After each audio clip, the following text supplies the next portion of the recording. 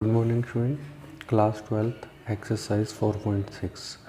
देखिए, examine the consistency of the system of the equation. ये question 1 to 6 तक हमें बतानी है। फर्स्ट क्वेश्चन है x + 2y is equal to 2, 2x + 3y is equal to 3। पहले मैं आपको कुछ बताता हूँ। देखिए, जैसे हमारा सिस्टम है, द सिस्टम ऑफ इक्वेशन, ठीक है, the system of equations of the form ax is equal to b is consistent। देखिए, मैं बेसिक बता रहा हूँ। The system of equation of the form, अगर A X B is consistent है कब? इफ़, ठीक है, if determinant of A not equal to 0। A का डिटर्मिनेंट क्या होगा? 0 के इक्वल। ए का डिटर्मिनेंट क्या होगा? 0 नॉट इक्वल टू 0। 0 नहीं होगा, कुछ भी हो सकती है वैल्यू, ठीक है। इफ़ अगर determinant of A equal to 0 आ गया, देन हमें क्या चेक करना है? Then if adjoint of A into B अगर 0 आ गया, ठीक है।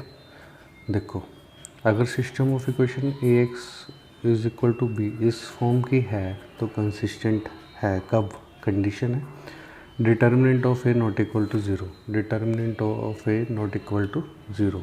अगर determinant of A equal to 0 आ गया तो हम फिर क्या चेक करेंगे? Adjoint of A into B is equal to 0। Adjoint of A into B is equal to 0। Then तब भी हम कह देंगे, क्या कहेंगे? System of equation is consistent. क्या बोल देंगे? तब भी कंसिस्टेंट है। एंड इफ अगर determinant of A adjoint of A into B not equal to 0 आया, 0 के बराबर नहीं आया, तो देन इनकंसिस्टेंट, ठीक है। तो सिस्टम हमारा क्या हो जाएगा? इनकंसिस्टेंट। अब मैं A X is equal to B की फॉर्म आपको बताता हूँ। देखिए, ये जो हमारी इक्वेशंस हैं, x + 2y is equal to 2, 2x + 3y is equal to 3। देखिए, ए क्या होगा इसमें? इसके आगे कुछ नहीं तो 1 मान लो। ए मैट्रिक्स क्या होगी? 1 2, एक्स वाई की वैल्यू 2 3। बी मैट्रिक्स क्या होगी? बी ये जो हमें दिया हुआ इक्वल टू में, बी 2 3। और एक्स मैट्रिक्स क्या होगी? जो इनके अंदर वेरिएबल है एक्स वाई, जेड डब्ल्यू होता तो जेड डब्ल्यू हो जाता, ठीक है।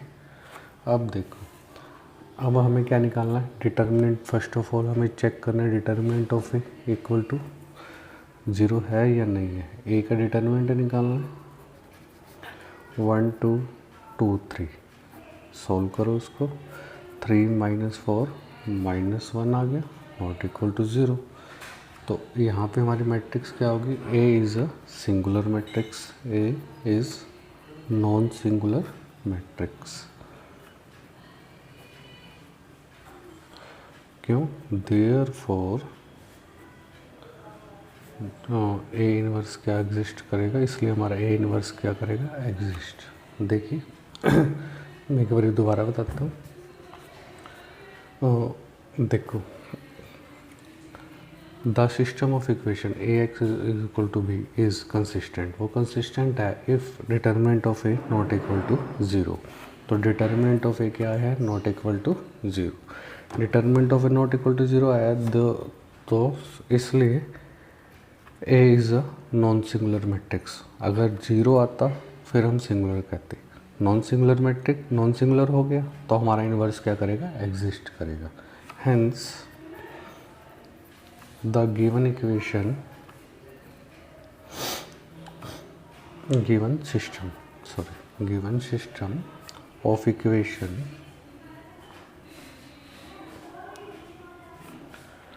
is consistent. बाकी इसके 5 पार्ट आप खुद प्रैक्टिस करेंगे. क्वेश्चन नंबर 7 कहते हैं सोल्व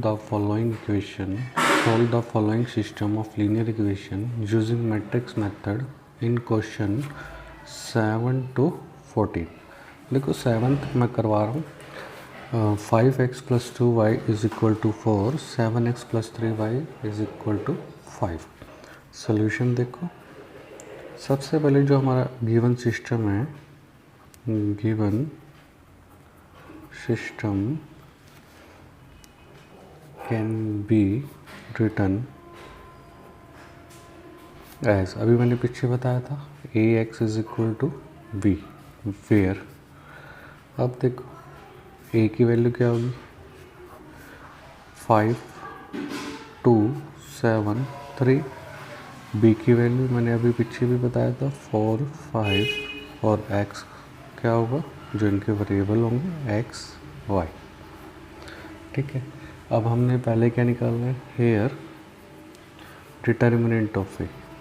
तो डिटर्मिनेंट ऑफ ए देखते हैं क्या आता है.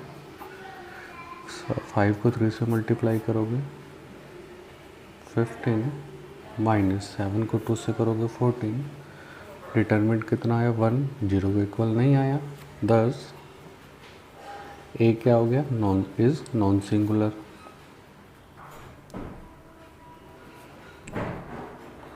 देयरफॉर तो इट्स इनवर्स क्या करेगा एग्जिस्ट करेगा. ठीक है. अब देखो दो सिस्टम जो है वो कंसिस्टेंट है और जो यूनिक सॉल्यूशन देखिए मैं बताता हूँ. Therefore so the given system is consistent. क्योंकि अभी पीछे भी बताया था अगर डिटरमिनेंट नॉट इक्वल टू 0 आता है तो वो क्या होगा कंसिस्टेंट होगा.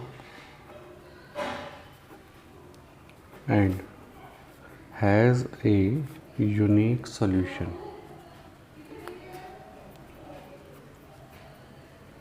गिवन बाय, देखिए हमारे पास क्या था ax = b था. इस फॉर्म में हमने लिख लिया था. अब हमें x की वैल्यू निकालनी है. इन दोनों को प्री मल्टीप्लाई a इनवर्स से a तो a रह गया. यहाँ पे क्या आ गया x a इनवर्स a क्या आप x रह गया. यहाँ पे क्या आ गया a इनवर्स b. अब देखो यहाँ पे हमें क्या निकालना है.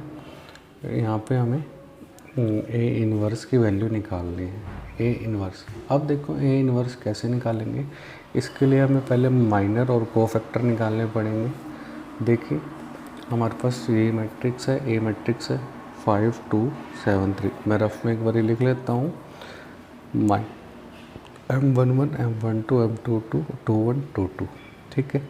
देखो अब सबसे पहले हम माइनर निकाल लेते हैं. माइनर ऑफ ए आर क्या होगा m11 निकालना है. हॉरिजॉन्टल और वर्टिकल लाइन डालेंगे तो 3 आएगा. m12 7 आ गया. m21 2 आ गया और m22 क्या आएगा 5. ठीक है. अब हमें क्या निकालना है cofactor of A R a11 -1 × 3 a12 -1 × 1 + 2 3 7 a21 -1 × 3 × 2 a22 -1 × 4 5. अब देखो a11 की वैल्यू क्या आ गई. a11 की वैल्यू -1 का स्क्वायर प्लस होता है तो 3 आ गई. a11 क्या आ गया 3. a12 क्या आ गया -7. a21 क्या आ गया -2. a22 क्या आ गया एडजॉइंट ऑफ ए अभी मैंने पिछली वीडियो में बताया था। एडजॉइंट ऑफ ए कैसे निकालते हैं, माइनर कोफैक्टर निकाल के उनका ट्रांसपोज। तो इसका ट्रांसपोज कर दो, रो का कॉलम बना दो, कॉलम का रो। ये हमारे पास क्या आ गया, एडजॉइंट ऑफ ए। अब हमें क्या निकालना है, ए इनवर्स। देखिए ए इनवर्स होता है, देखो ए का डिटर्मिनेंट इनटू एडजॉइंट ऑफ ए। ए का डिटर्मिनेंट हमने निकाला था 1 आया था, एडजॉइंट ऑफ ए ये है हमारे पास 3 -7 -2 5, ठीक है। और अब हमारे पास ए इनवर्स हो गया 3 -2 -7 5, ठीक है। अब हमें क्या निकालना है, अब हमें यहाँ पे निकालना है x की वैल्यू। x की वैल्यू कैसे निकलेगी, a inverse into B. A inverse की वैल्यू तो ये है ही 3 -2 -7 5, और b की वैल्यू क्या थी हमारे पास 4 और 5, ठीक है। इनकी मल्टीप्लाई करो, 3 की मल्टीप्लाई 4 के साथ प्लस -2 की मल्टीप्लाई 5 के साथ, ठीक है। और -7 की मल्टीप्लाई 4 के साथ प्लस 5 की मल्टीप्लाई 5 के साथ। तो 3 को 4 से करोगे 12 -10 -28 प्लस 25, तो ये 2 रह गया और यहाँ पे -3 रह गया, ठीक है। और यहाँ पे क्या था x, और x को हमने क्या माना था xy, तो x की वैल्यू क्या आई हमारे पास 2, y की वैल्यू क्या आई -3।